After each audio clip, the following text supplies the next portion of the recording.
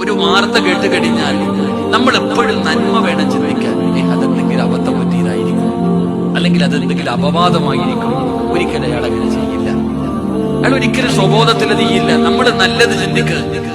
അപ്പൊ അള്ളാഹുവിന്റെ ഖുർആൻ പറഞ്ഞ ഒരു മറുപടി, ലൗലാ ഇദ സമിഅതുമൂഹു മന്നൽ മുഅ്മിനൂന വൽ മുഅ്മിനാതു ബിഅൻഫുസിഹിം ഖൈറാ. നീ നല്ലതേ ചിന്തിക്കാൻ പാടുള്ളൂ. ആരെക്കുറിച്ച് എന്ത് പറഞ്ഞാലും, ജമാഅത്തിന്റെ പ്രസിഡന്റ് ആകട്ടെ, സെക്രട്ടറി ആകട്ടെ, ഇമാമാകട്ടെ, അല്ലെങ്കിൽ ഇതിന്റെ പ്രവർത്തകരാകട്ടെ, നിന്റെ കുടുംബക്കാരനാകട്ടെ, ആരുമാകട്ടെ, ആരെക്കുറിച്ച് പറയുന്ന ഒരു വാർത്ത കേട്ടാലും നീ നല്ലതേ ചിന്തിക്കാവൂ. ഒരിക്കലും മോശമായത് ചിന്തിക്കരുത്. നീ ഒരിക്കലും ഷെയർ ചെയ്യരുത്.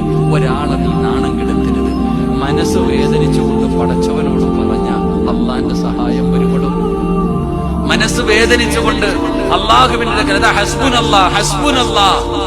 ആയിഷ ബീവിയുടെ ദിക്റായിരുന്നു ഹസ്ബുനല്ലാഹു നിഅമൽ വകീൽ നിഅമൽ മൗലാ വ നിഅമൻ നസീർ. മനസ്സ് വേദനിക്കുമ്പോ ആ ദിക്ർ 3 പ്രാവശ്യം പറഞ്ഞാൽ മതി, സമാധാനം കിട്ടും. അള്ളാഹു നമുക്ക് ഈമാൻ നൽകുമാറാകട്ടെ.